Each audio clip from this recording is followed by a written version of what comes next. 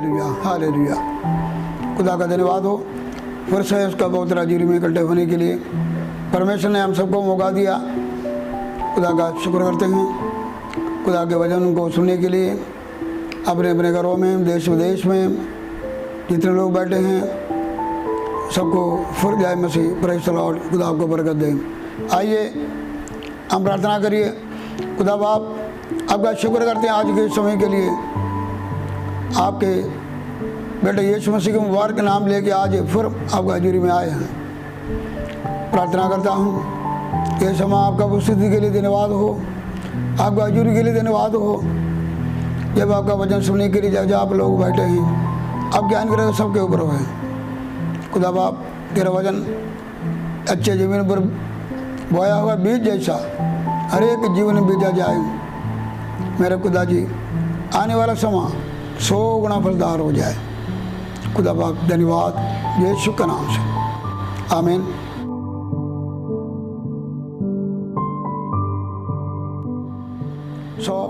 धन्यवाद हो कि परमेश्वर ने हमें मौका दिया उसके वचन को सुनने के लिए। और मैं विश्वास करता हूँ आप लोग सारे अपने अपने जहाँ पर परमेश्वर ने आपको सही सलामत रखा हुआ और आप खुश हैं, ठीक ठाक हैं, आनंद है। और हमारा प्रार्थना भी इसी तरह ही आपके साथ हमेशा बने रहे। आज हमने खुदा का पाक वचन सुनने जा रहे हैं, जो ध्यान से सुनिए। कल हमने ये सुना था ओबेद एदोम के घर में बाजा का संदूक आने से परमेश्वर ने कैसा उस खानदान को उसके हर चीज़ों को आशीष मिला। बड़े देर से बाजा का संदूक फिलिस्तीयों के देश में थे और उधर से अबीनादाब नाम का एक शख्स के घर में 20 साल रहे। उधर से दावीद अपना नगरी में यरूशलेम को लेके आ रहे थे, लेकिन जाने के रास्ते में एक दुर्घटना हुआ। उसा मर गया।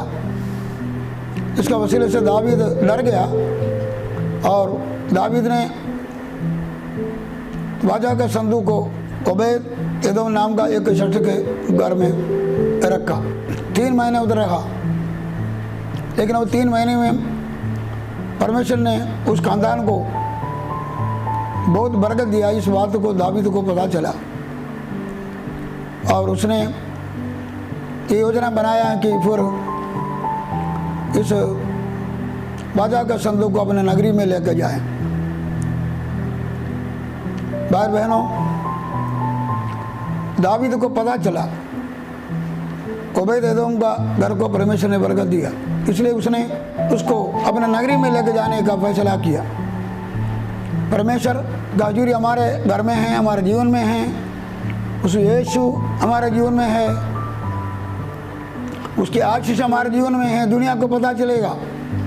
हमने यही सीखा, जैसा दावीद को पता चला ये बहुत एदोम के घर में आशीष आया, उसने अपने नगरी में लेके गया। जब परमेश्वर की आशीष हमारे साथ है, बहुत सारे लोग इस यीशु को, इस हजूरी को अपने जीवन में पाने का इच्छा रखेगा, पाएगा। हम भी एक समय साथ थे, परमेश्वर से दूर थे, उसके आशीष नहीं थे, लेकिन हमको पता चला प्रभु के बारे में। किसी से पता चला, किसी के जीवन से गवाही सुना, हम यीशु को अपनाया, हमारे जीवन में कितनी आशीषें मिले। हमें निजात मिला, तंदुरुस्ती मिला, हमें और खुशी मिला, आनंद मिला। दावीद दोबारा अपना नगरी में लेके जा रहे हैं। आज इस वजन से हमने ये सुनना है। हो सकता है कि खुदा का हजूरी हमसे गवाच गया, परमेश्वर का काम हमारे जीवन में नहीं, आशीष हमारे जीवन में नहीं, दूसरों के जीवन में हो सकते हैं। 20 साल अबीनादाब के घर में अकल लगा, लेकिन उधर कोई आशीष के बारे में हम देखते नहीं, कोई बरकत पाया है नहीं देखते हैं। हो सकता है कि बहुत सारे हमारे जीवन में ऐसे ही हैं, बहुत साल से हम प्रभु को ग्रहण करके हमारे जीवन में कोई आशीष नहीं, या हम आशीष गौच किया, या बड़ी देर से वो वाचा का संदूक, उसका हजूरी हमारे जीवन में नहीं है। हमारे जीवन में हो सकता है असफल जीवन है, असफल सेवकाई है, हो सकता है कि कोई आत्मिक आशीष हमारे जीवन में नहीं, या कुछ गवाच गया। लेकिन आज हमने ये देखना है, हमने वो गवाचा हुआ वाचा का संदूक को, तो खोया हुआ अनुभवों को हम फिर से अपने जीवन में लेके आना है। इधर दावीद ये संदूक को 3 महीने के बाद में फिर से लेके आ रहे हैं, लेकिन इसके लिए उसने कुछ तैयारी किया, उसके बारे में हम देखेंगे। पहली गल पढ़ेंगे हम पहला इतिहास 15 बाब उसकी 12-13 आयत पढ़िए। तुम तो लेवीय पितरों के घरानों में मुख्य पुरुष हो, इसलिए अपने भाइयों समेत अपने अपने को पवित्र करो कि तुम इस्राएल के परमेश्वर यहोवा का संदूक उस स्थान पर पहुंचा सको जिसको मैंने उसके लिए तैयार किया है, क्योंकि पिछली बार तुमने उसको ना उठाया था, इस कारण हमारा परमेश्वर यहोवा हम पर टूट पड़ा। इस आयत के अनुसार हम पता चलते हैं, और एक बार ही उसने कोशिश किया है वाचा का संदूक को अपने नगरी में लेकर जाने के लिए, लेकिन वो फेल हो गया, वो असमर्थ हो गया, उसका काम सफल नहीं हुआ। इसलिए रास्ते में दुर्घटना भी हो गया, और खुदा का वाचा का संदूक को उसे रास्ते में जोड़ के जाना पड़ा। लेकिन इस बार ही लेकर जाने में उसने उस गलतियों को मान लिया। वो कौन सा कसूर है और जिसका वसीले से ये दुर्घटना भी हो गया, खुदा का क्रोध भी हो गया, खुदा का हजूरी में वो वाचा का संदूक लेके नहीं पाया। उसने अपना गलती को महसूस किया, क्योंकि गलती क्या था? गलती ये था, मैंने पहली बारी भी कई बारी बताया, खुदा का संदूक लेवियों को मोड़े पर उठा के लेके जाना था, लेकिन उसने एक नया गाड़ी बना के उसमें लेके गया। वो फरिश्ती लोग भी नया गाड़ी में बैठ जाता। अर्थ ये था, उन्होंने परमेश्वर की बातों को नहीं माना और गैर जातियों का और जो कि बातों को उन्होंने रख किया, दूसरों को बात अपना जीवन में जो माने, दूसरों को सुलह अपने लेवल में लिया। लेकिन इस बारी उसने वो गलती को मान लिया, क्योंकि वो लेवियों को बुला के बोलते हैं कि हम पागले एक काम नहीं किया, व्यवस्था के अनुसार नहीं किया।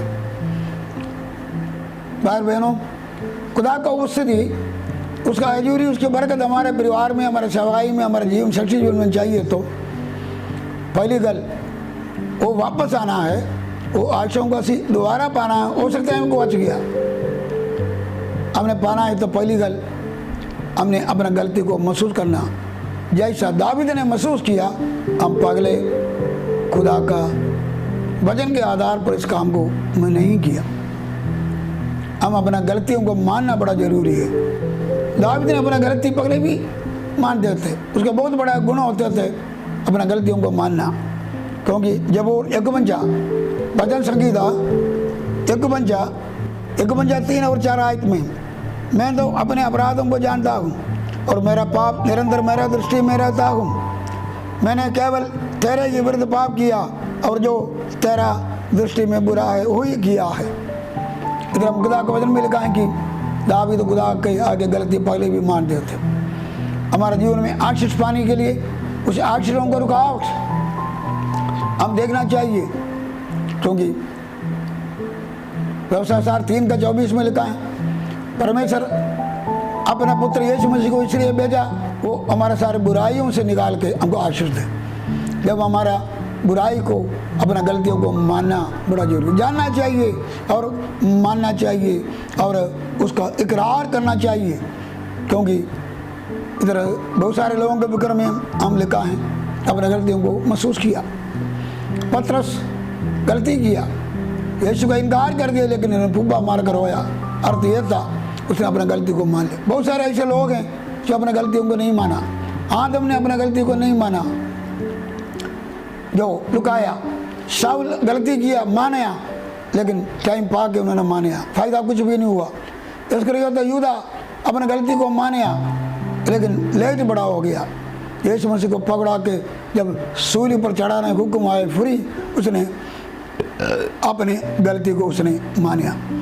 आगे कायन अपना गलती को नहीं माना, अपना भरा का गलती किया, लेकिन उसने माना नहीं। बहुत सारे लोग ऐसे भी हैं जो अपने कसूरों को नहीं माना, लेकिन इधर लिखा है कि दाऊद ने अपना गलती को महसूस किया कि पगले हम व्यवस्था के अनुसार खुदा का संदूक को लेके नहीं आया।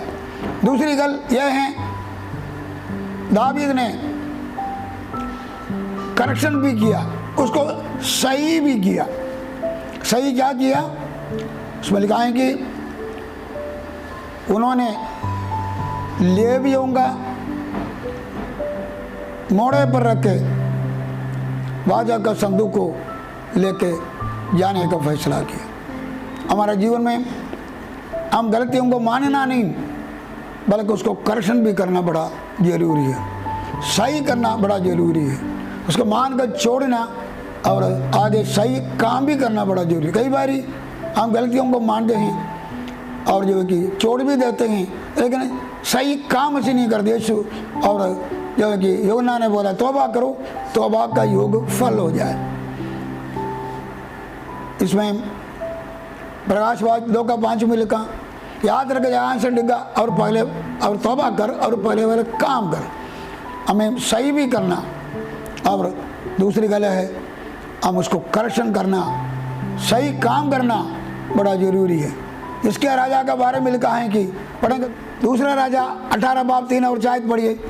जैसे उसके मूल पुरुष दाऊद ने किया था तो यहोवा की दृष्टि में ठीक है, वैसा ही उसने भी किया। उसने ऊंचे स्थान गिरा दिए, लाठों को तोड़ दिया, अशेरा को काट डाला। पीतल का जो सांप मूसा ने बनाया था उसको उसने इस कारण चूर-चूर कर दिया कि उन दिनों तक इस्राएली उसके लिए धूप जलाते थे, और उसने उसका नाम नहुश्तान रखा। इस जगह पर हम देख सकते हैं इसके राजा भी ऐसा था। जब वो 25 साल में राजा बना, उसका बाप का बहुत सारे बुरे काम थे। उसने देश भर के सम खड़ा किया, मूसा का नाम से एक नहुश्तान को खड़ा कर दिया, उच्च स्थानों को खड़ा कर दिया और जो मूर्तियों को खड़ा कर दिया। लेकिन इसने जब लिखा है कि जब वो राजा बना, उसने सही काम किया। सही काम उसने पहले यही किया, जरा बुरा काम था उसको हटाया, उत्तम को छोड़ दिया, उच्च स्थानों को हटा दिया। भाई बहनों, हम सिर्फ अपने गलतियों को मानना नहीं, बल्कि छोड़ना, माफ़ी मांगना और दूसरी गलत है सही काम भी करना चाहिए। जो स्थान जो बात हटाना है उसको हटाना है। और दाऊद ने इधर एक काम किया, दाऊद ने अपनी गलती को मान लिया। उसने जो है कि उस गाड़ी पर दोबारा नहीं रखा, बल्कि उसने लेवियों का मोड़े पर जो कि इसको लेकर जाने का प्रयत्न किया। भाई बहनों, हमें खुदा मदद करना चाहिए। हम खुदा का उपस्थिति के लिए और खुदा की बहाली तो हमारे जीवन में आना चाहिए। हम दाऊद जैसा गलतियों को मानिए, अब उसको करेक्ट करिए, और जीवन में कोई बात है तो करेक्ट करना चाहिए। तीसरी गल यह है, पहला इतिहास 15:12 पढ़िए। तुम तो लेवीय पितरों के घरानों में मुख्य पुरुष हो, इसलिए अपने भाइयों समेत अपने अपने को पवित्र करो कि तुम इस्राएल के परमेश्वर यहोवा का संदूक उस स्थान पर पहुंचा सको जिसको मैंने उसके लिए तैयार किया है। इसमें अगली बात लिखा है कि उसने लेवियों को इसको उठा कर लेकर जाने वालों को पवित्र दिया। खुदा का हजूरी हमारे भवन में आना है, हमारे सेवकों में आना है, हमारा शख्सी जीवन में आना है, उसकी आशीष हमारे जीवन में आना है। हम अपने आप को पवित्र करने का बड़ा लोड़ है। इधर लेवी लोगों को उसने पवित्र किया क्योंकि वो चाहा खुदा का उपस्थिति साथ रहे, जो है कि खुदा की आशीष हमारे जीवन में हो जाए। पगले जैसा कोई घटना ना हो, खुदा का क्रोध जीवन में ना फटे। पहला थेसलोनिकर 4:7 में लिखा है कि परमेश्वर ने हमें अशुद्धि के लिए नहीं बल्कि पवित्रताई के लिए बुलाया। इसी तरह पहला पत्रुस पहला बाप 14-15 आयत पढ़िए। आज्ञाकारी बालकों के समान अपनी अज्ञानता के समय की पुरानी अभिलाषाओं के सदृश ना बनो, पर जैसा तुम्हारा बुलाने वाला पवित्र है वैसे ही तुम भी अपने सारे चाल चलन में पवित्र बनो। इधर लिखा है कि हम हर चाल चलन में पवित्र होना परमेश्वर की इच्छा है। जैसा हमारा बुलाने वाला पवित्र है, हमारा हर चाल चलन में, हमारा अगर हर जीवन का हिस्सा में, पावे घर में हो, अंदर हो, जहाँ भी हो, पवित्रता ही बड़ा जरूरी है। इधर ये शब्दी बात था और खुदा को उपस्थिति के लिए, खुदा का संदूक को अपने नगरी में लेकर जाने के लिए उसने और क्या क्या किया। और पांचवी गल था, उसने खुदा का कहना मान लिया, क्योंकि लिखा है कि व्यवस्था सार 10 बाप 8 आयत पढ़िए। उस समय यहोवा ने लेवी गोत्र को इसलिए अलग किया कि वे यहोवा की वाचा का संदूक उठाया करे और यहोवा के सम्मुख खड़े होकर उसकी सेवा टहल किया करे। अभी पगला इतिहास 15 बाप 2 आयत भी पढ़िए। तब दाऊद ने कहा, लेवियों को छोड़ और किसी को परमेश्वर का संदूक उठाना नहीं चाहिए। इधर हम देख सकते हैं कि पांचवी गल ये था, खुदा का उपस्थिति को, खुदा का हाजिरी को वो अपना जीवन में महसूस करने के लिए, और उसने खुदा का आज्ञा माना, क्योंकि पहले से लिखा हुआ था, व्यवस्था सार में लिखा कि लेवियों का ये अधिकार था और खास करके, और जो कि वो खुदा का भवन का और जो मिलाप वाले तंगे का हर सवाई को और उठाए और वो सेवा करें, ये उसने इस बारी ध्यान रखा। पिछली बारी ध्यान नहीं रखा। पिछली बारी तो जैसा लोगों का निगाह में अच्छा था उसने वो काम किया, लोगों को बड़ा अच्छा लगा इस गाड़ी में लेके रखना, एक नया गाड़ी में लेके रखना, लोगों को अच्छा लगा, और उसने ये अच्छा नहीं माना जो परमेश्वर का दृष्टि में क्या अच्छा था। भाई बहनों, लेकिन इधर अभी उसने ये जान लिया जो परमेश्वर की दृष्टि में जो सही था वही करना। वजन का कोच, तो वजन में उसको ये मिला जो कि लेवियों का काम है, ये बैलगाड़ी नहीं लेके जाना, ये कोई जानवर लेके जाने वाला काम नहीं, बल्कि लेवी लोगों का काम है। उसने लेवियों को बुला कर पवित्र करके और इस काम के लिए उन्होंने जमा दिया। भाई बहनों, हमें हर काम वचन के अनुसार चलना चाहिए। वचन के बाहर का कोई भी जीवन हो, भावे परिवार हो, कलिसिया हो, वो जीवन कभी भी सफल नहीं हो सकता। हम आदरी बदली नहीं कर सकते। थोड़ी सी बात है, लेवियों का मोड़े से लेकर जाना है, उसको हम देख सकते हैं एक बैलगाड़ी में लेकर जा रहे हैं, एक जानवर लेकर जा रहे हैं। क्या जी अदली बदली हो गया? बात तो ठीक है, चला गया ठीक है, पहुंच भी जा सकता सी, लेकिन इस तरह की बात है कि अदली बदली हम कभी भी वजन का अदली बदली नहीं कर सकता। खुदा का वजन को ना तो बढ़ा सकते हैं ना तो घटा सकते हैं। उदाहरण है, सुबह हमने प्रार्थना करना है, वजन पढ़ना है, और प्रार्थना के जगह पर वजन हम पढ़ें और प्रार्थना ना करें, हम संतुष्ट नहीं हो सकता है। अदली बदली करके सोचे कोई बात नहीं जी, और जो कि हर हम वजन पढ़ें प्रार्थना ना करें, और जो प्रार्थना किया वजन ना पढ़े, एक अदली बदली है इसमें, और जो कि एक दूसरे के जगह पर नहीं हो सकता। प्रार्थना अपने स्थान पर है, वजन पढ़ना अपने स्थान पर है। शाऊल को देखो, शाऊल को खुदा ने बोला था अमालेकी के और जो कि लोग लड़ाई करके वो सारे चीज़ें नाश करना, किसी को जीवदान नहीं रखना, लेकिन उधर क्या किया, और शाऊल ने जानवरों को, मोटे मोटे जानवरों को लेके आ गया, जिंदा रखा, और जो कि शाऊल जब पूछा बोला कि ये तो खुदा का आराधना के लिए, उसको चढ़ाने के लिए, सो इधर अदली बदली कर दिया। खुदा को जो चढ़ाना है आगे गारी बहुत सी, क्योंकि इसलिए शमूएल ने बोला कान लगा कर सुनना बलि चढ़ाने से उत्तम है, और आगे गारी हैं और जो कि चर्बी वाला जानवरों से उत्तम है। परमेश्वर चाहते हैं कि हम आगे गारी के अलावा जो कुछ भी हम करें, खुदा का वचन को बाहर रखें, हम जो कुछ भी करें खुदा कबूल नहीं करते हैं। हमारे जीवन में परमेश्वर चाहते हैं कि खुदा का वचन के साथ ही हमारा जीवन होना चाहिए, और जो हमारा सेवाई होना चाहिए कलिसिया वचन के आधार पर होना चाहिए। हमारे जीवन में वचन होना चाहिए, उसके पीछे बड़ा बरकत देंगे। तो वचन को असी आगे पे के पार लगा नहीं सकता है। जब मूसा परमेश्वर का जो मिलाप वाला तंबू बनना, सामान को सब कुछ बनना था, उसके बारे में खुदा का और जो कि पढ़ेंगे ऐसी निर्गमन 25 बाब उसका 40 आयत, और सावधान रह के इन सब वस्तुओं को उस नमूने के समान बनवाना जो तुझे इस पर्वत पर दिखाया गया। जब मूसा को पर्वत को बुला के खुदा का मिलाप वाला तंबू उसके अंदर से 8 चीज़ों का नमूना परमेश्वर ने दिखाया। परमेश्वर ने बोला बस इसी के अनुसार ही बनाना। लेकिन आगे आप पढ़कर देखो और परमेश्वर का जन ने क्या किया। इसमें लिखा है कि निर्गमन 29 बाब में हम खुदा का वचन में हम देख सकते हैं कि उसका 29 बाब 42 और 43 अर्थात जो आज्ञा यहोवा ने मूसा को दी थी उसी के अनुसार इस्राएल ने सब काम किया। तब मूसा ने सारे काम का निरीक्षण करके देखा कि उन्होंने यहोवा की आज्ञा के अनुसार सब कुछ किया है और मूसा ने उसको आशीर्वाद दिया। जब जिम्मेवारी मूसा ने दिया, लोगों ने वो जिम्मेवारी के अनुसार ही किया, सब कुछ नमूना के अनुसार किया, वचन के अनुसार किया। भाई बहनों, मूसा ने आशीर्वाद दिया। हमारा जीवन है खुदा के वचन के आधार पर खुदा के आशीर्वाद हमें मिलेंगे, सब कुछ नमूना के अनुसार। और 40 बार पढ़कर देखो, 8 बारी उधर लिखा है कि परमेश्वर के हुक्म के अनुसार जैसा परमेश्वर ने बोला ऐसा तंबू बनाया गया, ऐसा बनाया गया हर काम। सो आखिरी में ऐसे एक वचन तो पढ़ेंगे हम निर्गमन 40 बाब उसके 33 आयत पढ़ो।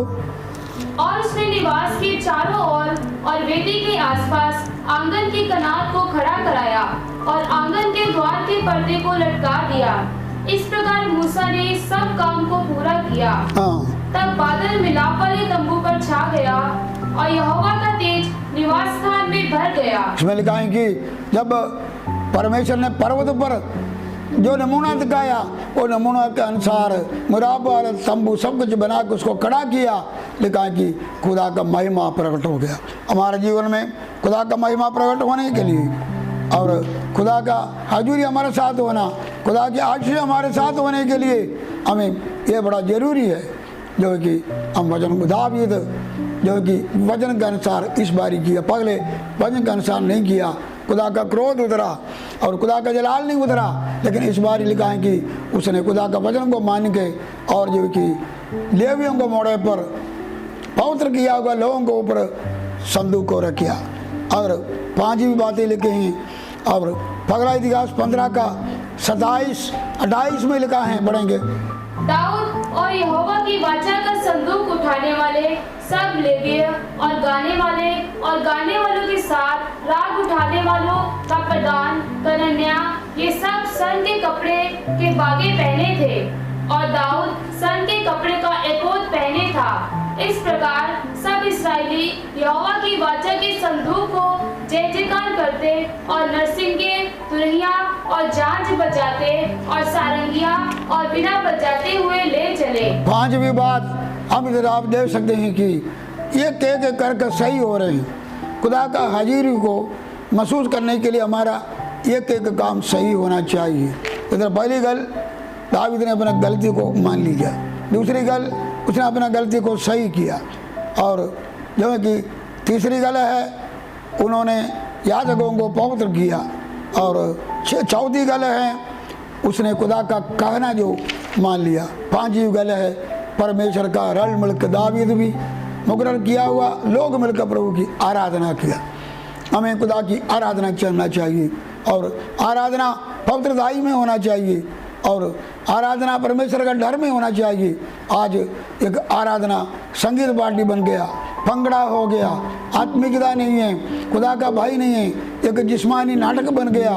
लेकिन ऐसा नहीं, लेकिन डरते डरते खुशी करो, उसकी आराधना करो और जो कि पवित्रताई के साथ शोभमान वस्त्र मान के उसकी आराधना करो।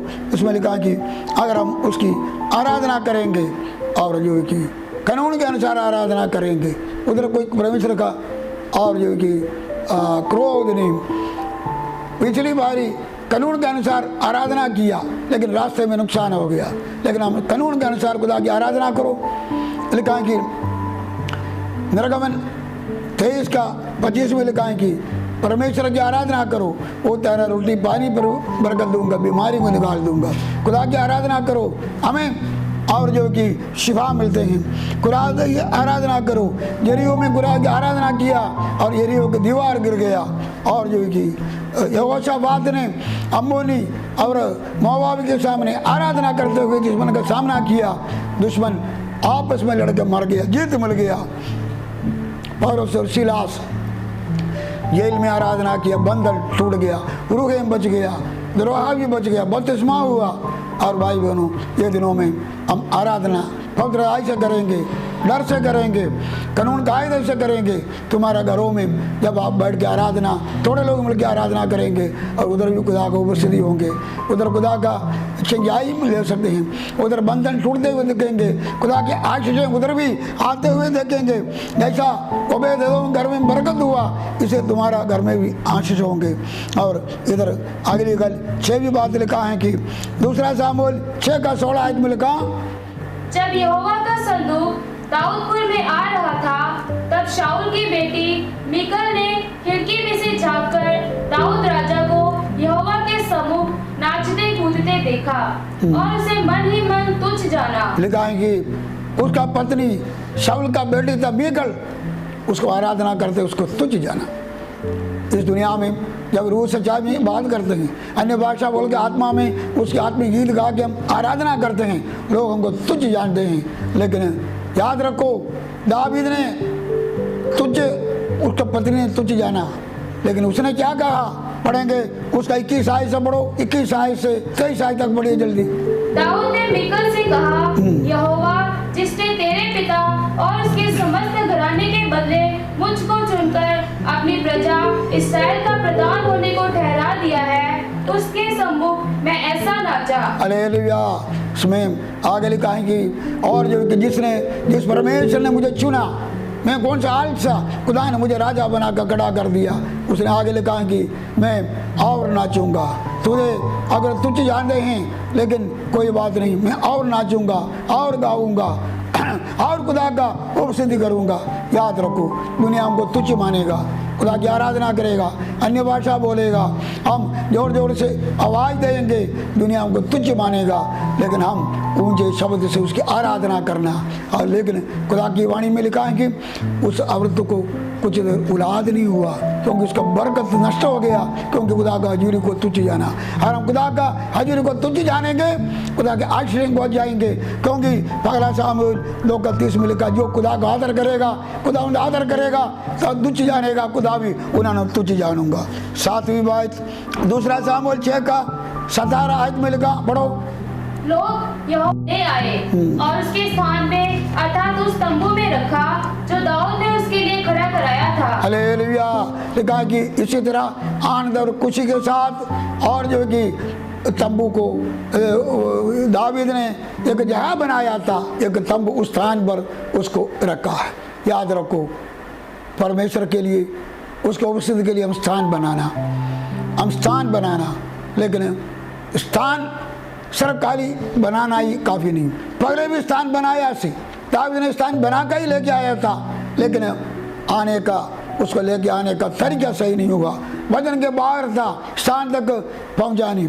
आज हो सकता है हमारा चर्च है, आराधना करने के लिए जगह, सब कुछ स्थान है, लेकिन सही ढंग से नहीं है तो खुदा का हजूरी उधर पहुंच नहीं सकता है। सही ढंग से नहीं आया, हजूरी पहुंचा नहीं उधर बाजा का संदूक उधर पहुंचा नहीं। इस रीति से आज अपने आप को देखना, ये कोई बिल्डिंग की बात नहीं, ये कोई जहां का बात नहीं, ये साज का बात नहीं, ये वो बात है, क्या हम सही रीति से उसकी आराधना करते हो, सही रीति से सेवा करते हो, हम खुदा को मानते हो, खुदा बहुत हृदय के साथ हमारा जीवन हो, फिर ही हमारा स्थान में खुदा का हजूरी इधर तैयार किया हुआ जगह पर रखा। खुदा का हजूरी के लिए आइए अपना जीवन को ये सारे विषयों से तैयारी करेंगे। जब एक तैयारी वाला जीवन है, खुदा का हजूरी हमारे साथ रहेंगे। आगे लिखा है कि उस स्थान में बेनसरे लोग बड़ा खुशी के साथ बलियां चढ़ाए, आनंद किया और भोजन खाए और खुदा को स्तुति किया, क्योंकि वो बहाल हो गया। इतने साल के बाद में खुदा का हजूरी उन लोगों के बीच में आ गया। आइए भाई बहनों, ये दिनों में खुदा का हजूरी को हासिल करिए। और हो सकता है कि आपका जीवन में कोई गुआच गया, आज अपना जीवन को देखना, हम अपने गलतियों को मानिए, ताकि उस गलती के वजह से खुदा का हजूरी हमारे बीच में उसका काम पर रुकावट ना बने। अपने गलती को मानिए, अपने जीवन को सही करिए, पवित्र करिए, खुदा का हुक्म को सही मानिए, खुदा की आराधना करिए। हम उसकी आज की आराधना को तुच्छ जानिए, तुझ न जानिए। हम उसकी हजूरी के लिए एक जगह हमारे दिल में बनाइए, हमारे घरों में बनाइए, हमारे गिरजाघरों में बनाइए, हमारे भवनों को बनाइए, और खुदा का हजूरी आपको खुशी और आनंद देंगे। ये वचन के द्वारा आपको बरकत दे। Hallelujah, hallelujah. खुदा बाप आपका शुक्र करते हैं आज तेरे वचनों को मनादी करने के शायद आज धन्यवाद। शाऊल का जमाने में बाजा का संदूक पहुंच गया था। लंबा समय के बाद में दूसरी बारी दावीद अपना जीवन को सही करते हुए, खुदा का आज्ञा को मानते हुए, पवित्रताई के साथ खुदा का बाजा का संदूक को लेके आके अपना ठहराया हुआ जगह पर रखा। लोगों को कुछ आनंद मिला।